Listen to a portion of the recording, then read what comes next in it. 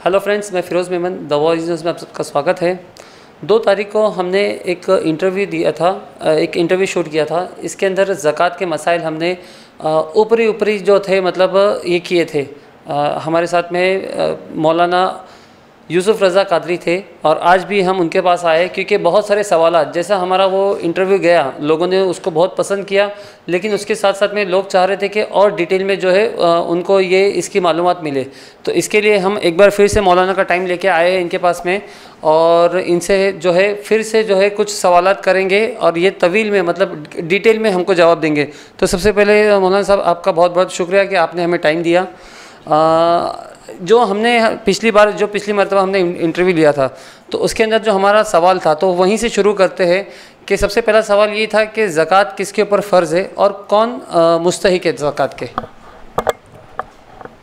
नहमदुहु व नुसल्ली व नुसल्लिमु अला रसूलिहिल करीम अम्मा बाद।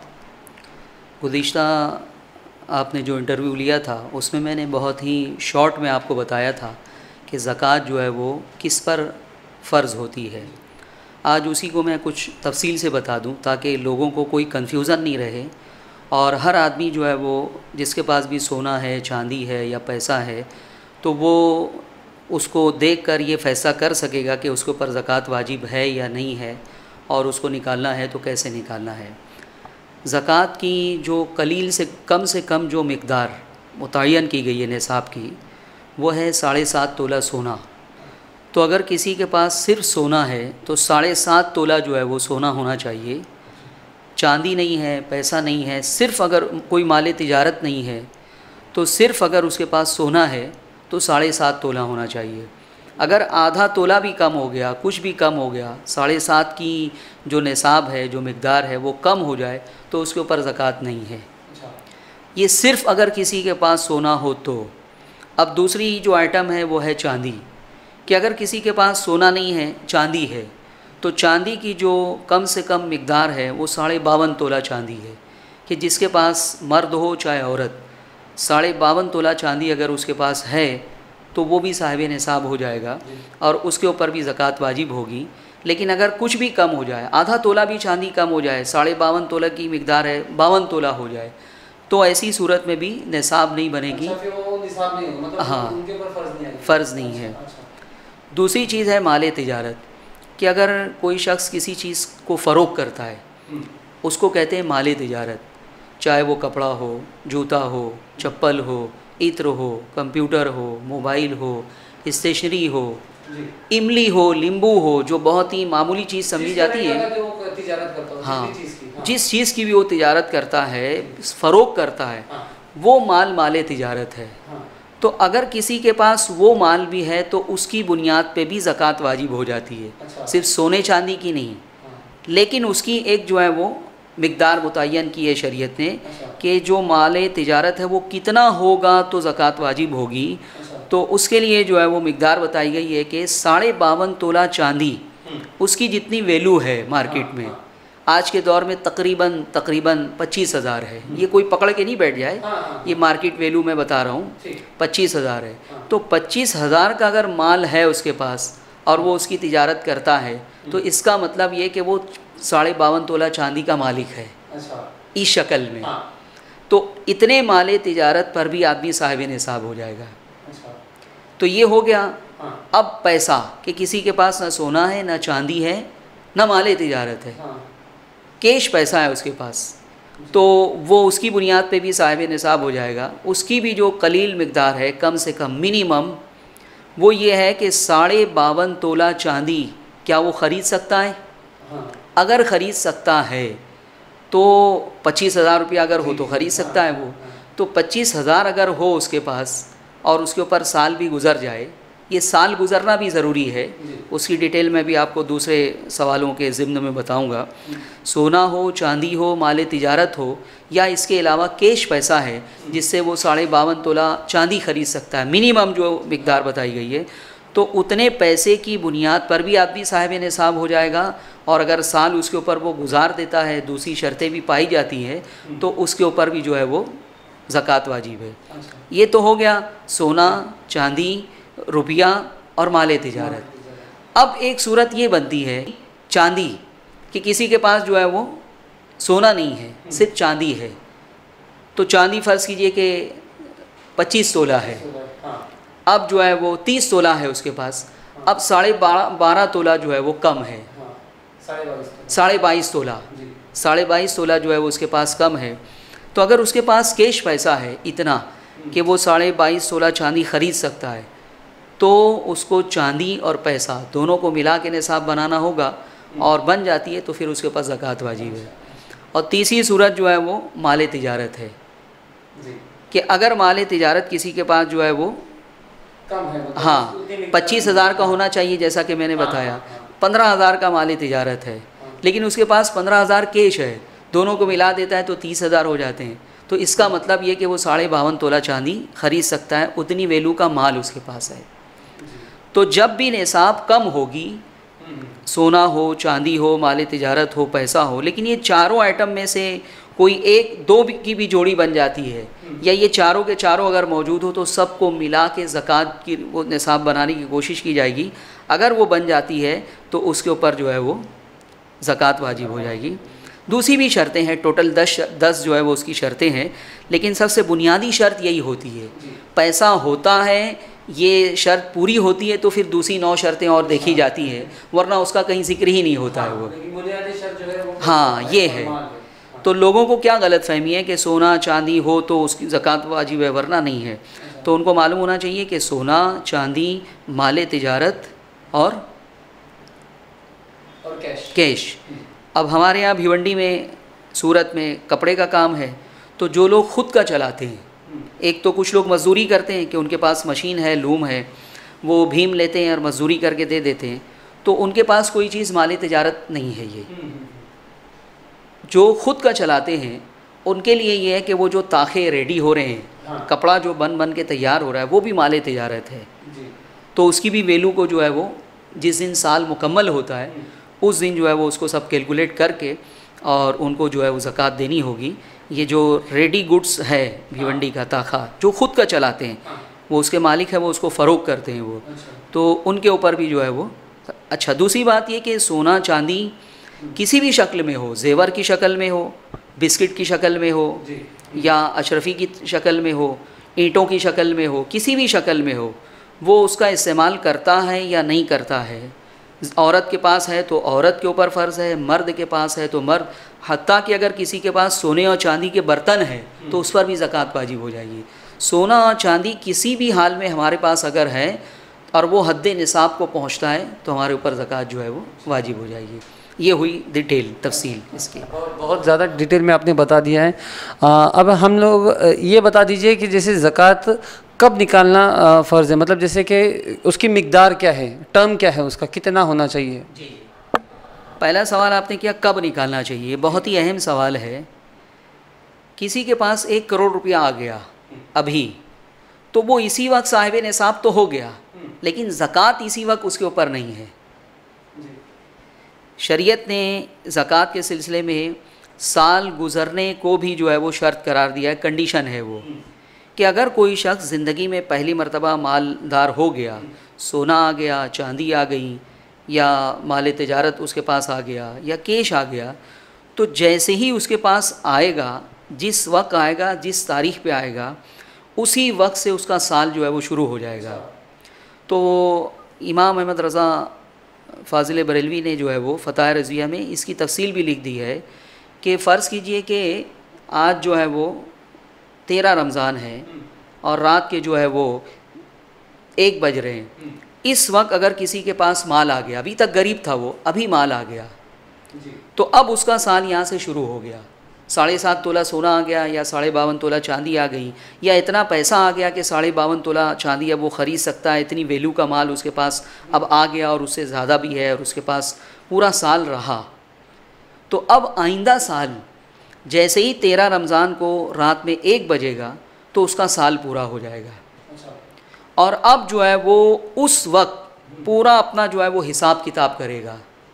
साल के लिए ये ज़रूरी है कि इंसान ज़िंदगी में पहली मरतबा जब साहिब निसाब हुआ तो वो उस तारीख़ को, उस डेट को और उस टाइम को लिख के रखे।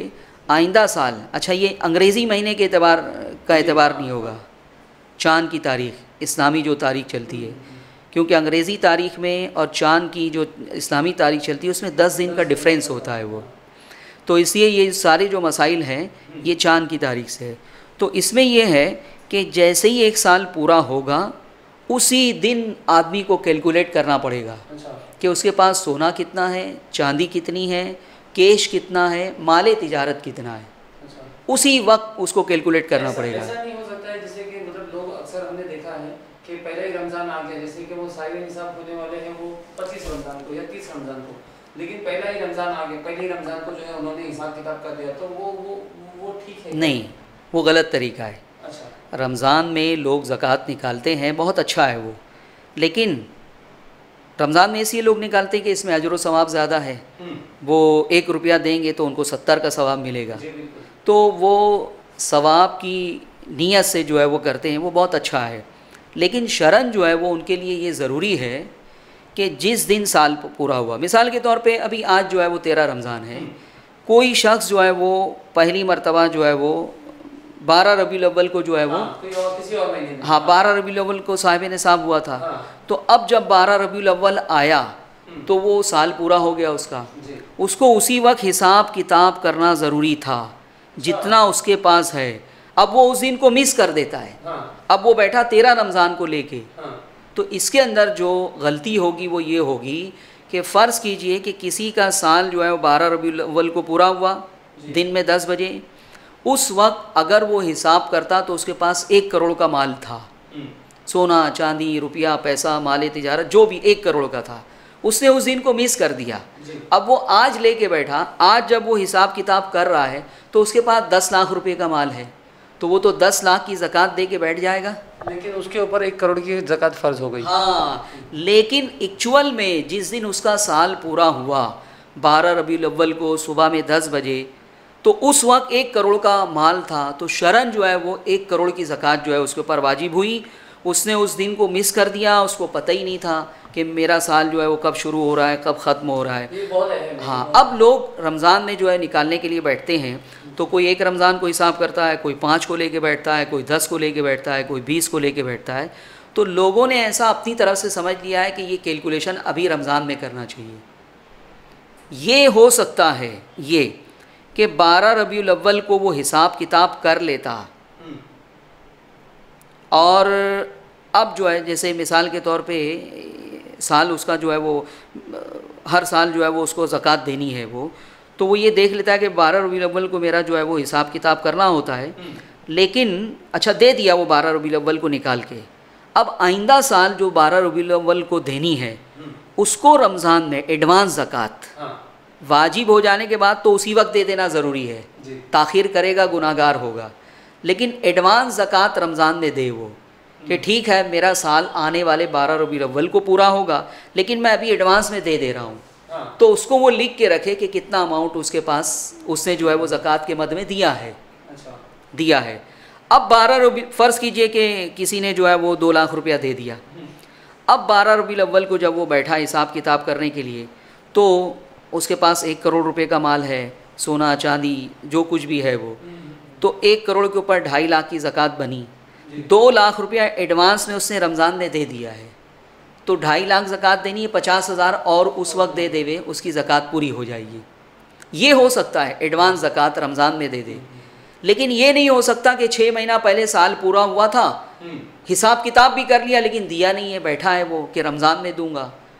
तो अगर 2 तरीका उसके अंदर है, एक तो ये कि भाई हिसाब किताब करके वो निकाल लिया कि भाई ज़कात का अमाउंट फ़र्ज़ कीजिए 1 लाख बना, अब वो अलग कर दिया है, तिजोरी में रखा है, बैंक में रखा है कि रमज़ान में दूंगा, तो गुनाहगार तो होगा कि उसने जो है वो अदायगी में ताख़ीर की, लेकिन बहरहाल उसको अलग कर दिया है। और अगर किसी ने खाली हिसाब किताब कर लिया और अपने माल में उसको मिला के रखा है, उससे रोलिंग घुमा रहा है, वो उसको अपने कारोबार में इस्तेमाल कर रहा है, तो हदीस पाक में फ़रमाया गया कि ज़कात का माल जिस माल में मिलेगा उसको तबाह और बर्बाद कर देगा।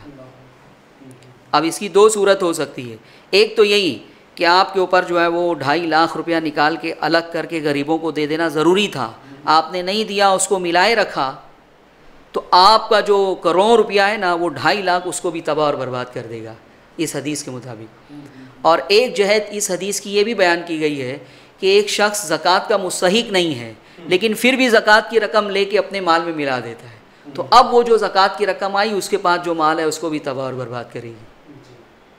तो इसलिए जो है वो इन बारीकियों को समझना अमीरों के लिए, साहिब निसाब के लिए ज़रूरी है। अब जो है वो तकरीबन 99% लोग ऐसे ही हैं, अमीर ऐसे ही हैं, सेठ ऐसे ही हैं कि जिनको कुछ पता ही नहीं है कि कब साल शुरू हुआ, कब जो है ख़त्म हुआ। तो वो लोग ये मिस्टेक कर रहे हैं और इसकी वजह से गुनाहगार हो रहे हैं वो। तो उसका हल क्या है? तो उसका हल मैं जो है वो बता देता हूँ कि अब जो है वो करना क्या है। किसी को ये पता नहीं है, बहुत कम ऐसे दीनदार होंगे, मालूमाती लोग होंगे कि जिनको साहिब निसाब होने से पहले मसाइल मालूम थे, तो वो जब आया तो वो लिख के रखें डेट और टाइम। तो अब तमाम अमीरों को चाहिए, साहिब निसाब हजरात को चाहिए, पैसे वालों को चाहिए कि वो एक मरतबा ज़िंदगी में फिर से फ़कीर हो जाएं। हाँ, उसका तरीका क्या है, ये हीला मैं बता रहा हूँ आपको। उसका तरीका ये है कि उनके पास अगर सोना चांदी हो तो वो, कैश हो या माल तिजारत हो तो वो सब जो है वो अपनी बीवी को दे दें कि आज से ये सारी चीज़ों के मालिक तुम हो। उसको बीवी को गिफ्ट कर दे, हिबा कर दे, और दूसरे दिन बीवी जो है वो उसको वापस गिफ्ट कर दे। अच्छा। तो जब वो दूसरे दिन, अभी तो दे दिया, वो एक दिन जो है वो पूरा फ़कीर हो गया, नील हो गया, ज़ीरो बैलेंस हो गया उसके पास, ना सोना है, ना चांदी है, ना पैसा है, ना माल तिजारत है। अब दूसरे दिन जब बीवी उसको देगी तो वो अब उस तारीख को, उस टाइम को लिख के रखे। ज़िंदगी में जो हो गया वो हो गया, अल्लाह ताला उसको माफ़ करे। लेकिन अब जो है वो यहाँ से वो हिसाब किताब करने का दिन मुतय्यन कर दे कि मैं इस तरह से जो है वो। अच्छा, बीवी को ही देना कोई ज़रूरी नहीं है, जिसके ऊपर उसको भरोसा हो, एतमाद हो, बेटा है, बेटी है, वरना कभी तनाज़ा भी चलता रहता है कि दे दिए तो वो लेके बैठ जाएगी, तो रिस्क भी है वो। तो इसमें ये भी हो सकता है कि बेटे को दे देवे, जिसके ऊपर भरोसा हो, एतमाद हो कि सब कुछ उसको दे के एक दिन के लिए फ़कीर बन जाए, और फिर बाद में बीवी उसको जो है वो गिफ्ट कर दे, अब वो उस दिन से नए साल को शुमार कर ले। लेकिन बहरहाल साल गुज़रना शर्त है, और उसकी कंडीशन यही है कि जिस दिन साल पूरा हुआ, जिस वक्त हुआ, उसी वक्त कैलकुलेशन करना ज़रूरी है कि हमारे पास सोना कितना है, चांदी कितनी है, कैश कितना है, माल तिजारत कितना है। ये सारी चीज़ों को कैलकुलेट करके, और अगर कर्ज़ हो तो उतना उसमें से माइनस कर दिया जाए। फ़र्ज़ कीजिए कि सारी चीज़ों को कैलकुलेट किया, 50 लाख रुपये का बना, लेकिन 20 लाख रुपया कर्ज़ है, तो वो 20 लाख रुपया जो है उसको माइनस करके 30 लाख के ऊपर ज़कात जो है वो देगा। तो ये जो है वो साल की पूरा होने की तफसील है। ये तो बहुत ही ज़्यादा मतलब आँख खोलने वाली बात थी, क्योंकि इसमें साल कब पूरा होता है और लोग कब निकालते हैं ज़कात, इसके ऊपर आपने बहुत अच्छा बारीकी से बताया। अभी जो लॉकडाउन चल रहा है, तो लॉकडाउन में बहुत से लोगों के पास में कैश ख़त्म हो गया है, या तो फिर मतलब बहुत कम है, तो ऐसे हालत में उनके पास में चांदी है, सोना है, तो इसमें फिर ज़कात खाली मतलब कैश निकालना ही ज़रूरी है, किसी और सूरत पे भी लोग मतलब कोई और शक्ल भी है ज़कात निकालने की? देखिए, जैसा कि मैंने तफसील आपको बताई कि कैलकुलेशन आदमी कौन से दिन करेगा, तो अब फ़र्ज़ कीजिए कि किसी का साल वाकई रमज़ान में पूरा होता है, तो वो अभी जो है वो कैलकुलेशन कर रहा है और हिसाब किताब भी कर लिया कि मुझको जो है वो 1 लाख रुपया देना है, लेकिन अब उसके पास कैश नहीं है। तो उसकी दो सूरत है। शरन जो है वो कैश पैसा देना ज़रूरी नहीं है, बल्कि सोना, पहले के ज़माने में ये होता था कि 7.5 तोला सोना है या ज़्यादा है, तो सोने की ज़कात सोने से ही दी जाती थी, चांदी की ज़कात चांदी से ही दी जाती थी। ये जो है वो 2.5% है, ज़कात जो है वो 2.5% दी जाती है कि अगर किसी के पास 100 तोला सोना है तो वो 2.5% जो है वो वैल्यूशन के एतबार से बता रहा हूँ, वरना निसाब का तो एक उसूल है अपना, तो वो 2.5% उसमें से निकाल के दे देता था। लेकिन अब जो है वो रुपये और पैसे से भी दी जा सकती है, वैल्यूशन निकालना पड़ेगा कि सोना इतना है, चांदी इतना है, तो ये मार्केट वैल्यू इतनी बनी, तो अब इतना कैश बना, तो अब 2.5% के हिसाब से जो है वो लोग उसमें देते हैं। तो इन हालात में जबकि सोना और चांदी है लेकिन कैश नहीं है, तो उनको ये चाहिए कि वो हिसाब किताब तो कर लें, जिस दिन साल पूरा हो रहा है, 13 रमज़ान को, 15 रमज़ान को, जब भी हो रहा है वो उसका कैलकुलेशन कर लें वो, और उतनी रकम ज़कात के मद में दिल में अलग कर लें कि अभी मेरे पास नहीं है, लेकिन जब भी हालात सही होंगे तो मैं इसको जो है वो दे दूँगा। अल्लाह की बारगाह में नियत देखी जाती है। इन्नमल आमालु बिन्नियात, सारे आमाल का दारोमदार जो है वो नियत पर है। वो तो अगर कोई शख्स वाकई दुखी हो रहा है कि काश मेरे पास होता तो मैं आज ज़कात दे देता, लेकिन है नहीं वो, तो अल्लाह उसकी इस कैफियत को देख रहा है। वो तो गुनाहगार नहीं होगा उज़्र की वजह से। अगर ज़कात वाजिब हो गई, वो किस हिसाब किताब भी कर लिया, लेकिन अभी उसके पास जो है वो कैश पैसा नहीं है देने की, उसमें सोना चांदी बेच भी नहीं सकता है, दुकानें भी बंद है इन हालात में, तो उसको चाहिए कि वो जो है वो जितनी ज़कात होती है उतनी जो है वो अलग कर ले, उसको हिसाब किताब कर ले, दिल में यही नियत रखे कि जैसे ही होगा पहली फ़ुर्सत में मैं दे दूँगा वो। तो वाकई अगर सिद्ध के दिल से कोई ऐसा कर लेता है तो ताख़ीर की वजह से गुनाहगार नहीं होगा। क्यों कि ताख़ीर जानबूझ के करता है आदमी कि ज़कात फ़र्ज़ हो गई, निकाल दिया, फिर भी उस अमाउंट को यूज़ कर रहा है, नहीं दे रहा है, तो गुनाहगार होगा। लेकिन अगर कोई उज़्र बन जाए, कोई मजबूरी आ जाए, तो ऐसी सूरत में अल्लाह ताला माफ़ फरमा देगा और वो नियत कर ले कि जैसे ही हालात सही होंगे तो मैं फ़ौरन जो है वो ज़कात अदा कर दूँगा। मौलाना आपसे हम बहुत ज़्यादा मतलब मुतासिर हो गए और बहुत ज़्यादा शुक्रिया कि आपने इतनी डिटेल में और इतनी बारीकी से इन चीज़ों को बताया कि अगर आदमी ना करे इसके ऊपर तो वो गुनाहगार हो जाएगा।